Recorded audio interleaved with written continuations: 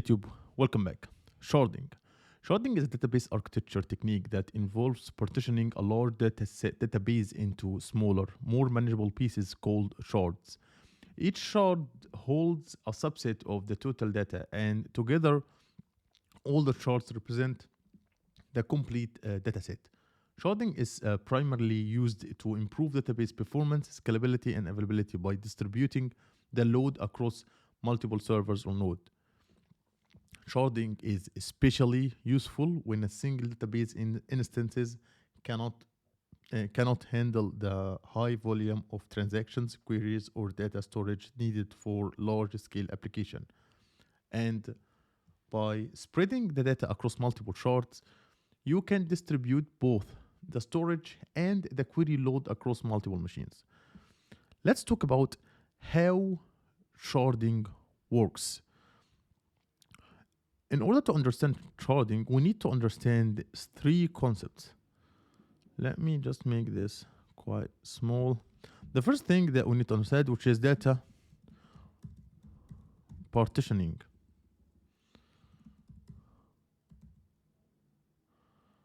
Partitioning.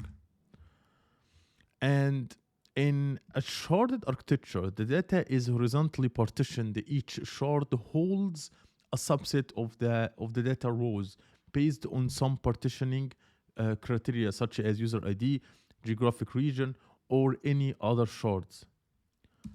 Second, we have shard key. So a shard key is a specific column or set of columns used to determine how the data will be distributed across shards. It is critical to choose appropriate shard key because it affects how evenly the data and load are distributed across shards.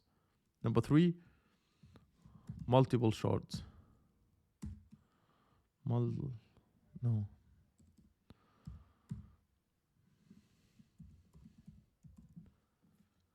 So each shard typically runs on a separated physical or virtual server. Each shard acts as an independent database and contains only a portion of the entire dataset. And number four, which is query routing. So when a client queries the database, the system routes the query to the appropriate shard or shards based on the shard key.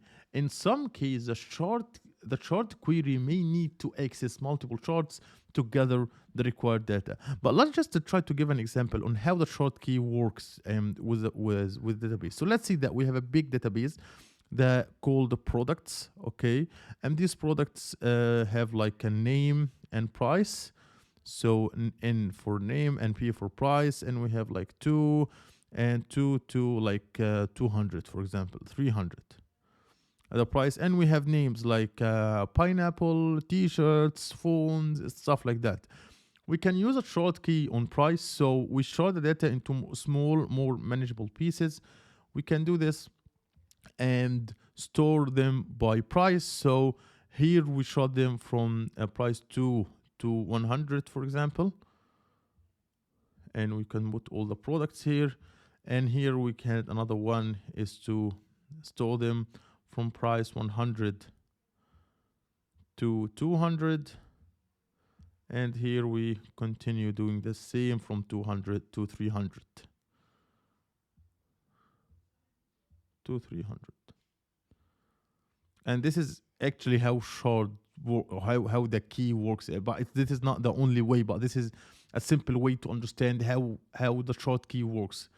So there is multiple types of sharding that worth mentioning, and it's really important to know them in your system design interview. The first thing, which is horizontal sharding or range-based sharding. Let's make it here. So we have a horizontal sharding. Let me copy here this one for you guys.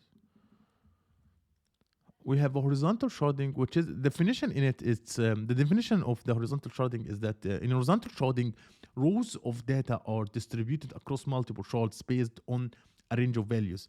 And the use case of this one is like data for users with IDs 1 to 1000 might be shorted in a shard A it's like this example, but let's say that it's by ID, not price.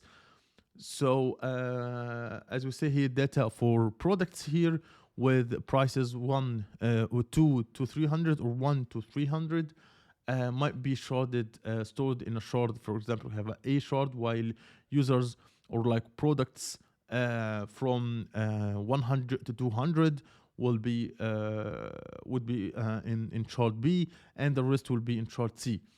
There is vertical sharding, which is quite different. This is horizontal sharding. There is a vertical sharding. Vertical sharding, in vertical sharding, it's different tables or columns are placed in separate shards based on functionality or usage pattern. So one shard contains user data, another one contains product data, and another one contains the transaction data. So this is the called of vertical sharding. An example for that, like a system where user profile data is stored in one shard and orders data are in other shard, and the products are in third shard, etc. And there is three is a hash based sharding. So in hash based sharding, data is distributed across shards based on the hash values or the hash value of the shard key. This evenly distribute the data across shards by applying a hash function to the key. And the use case of this one is like hashing user ID so that users are randomly assigned to different shards, ensuring an even distribution of data. So in this one here, if we look at the problem that might be, we might have like a 1000 product between 2 to 100, and we might have 30 products only between 100 to 200, and we might get only 2 products from 200 to 300. So if we making this shards, we basically are not distribute the sharding evenly. But if we are working with a hash-based sharding, we will make sure that all the products will be distributed across the shards. So if we have a 300 product, we'll make sure that each shard get 100 product. So the example for this one, like applying a hash functions for user ID to determine which shard will be stored user data. And let's talk about the third one, which is a geographic sharding. The fourth one, sorry. So geographic sharding. Data is partitioned based on geographic location, which with each shard handling a specific region's data. So we will have a shard for Germany, shard for France, shard for UK, etc. And example for that, like a social media platform where users in different regions are assigned to shards based on their location to reduce latency and balance the load. Let's right now, I guess it's important to talk about the shard key selection. So choosing an effective shard key is critical for ensuring optimal performance and even data distribution across shards. A poorly chosen shard key can lead to issues such as hotspots, where one shard handles disappropriation or a huge amount. Yeah, sorry, I lost myself. So where one shard handles a huge amount of the load, leading to performance bottlenecks. There are some key considerations we should work or we should think about them when we choose a key selection. The first one is uniform distribution.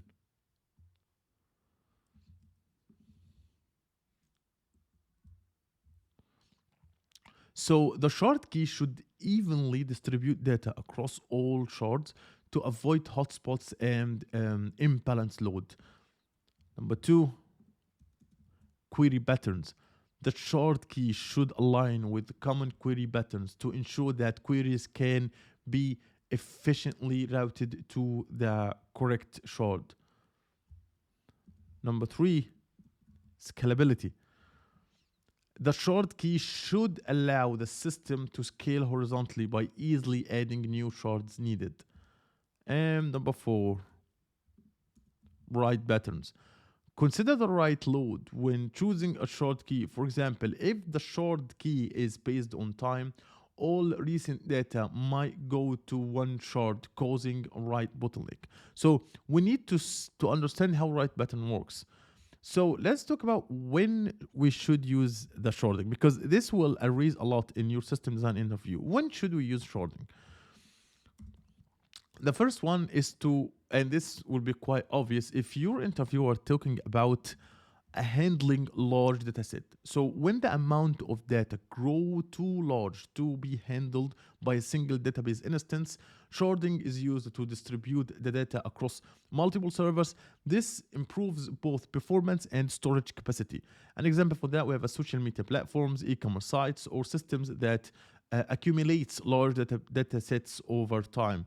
Number 2, improving query performance. Sharding helps distribute the query load across multiple shards, reducing the load on any individual server and improving response time.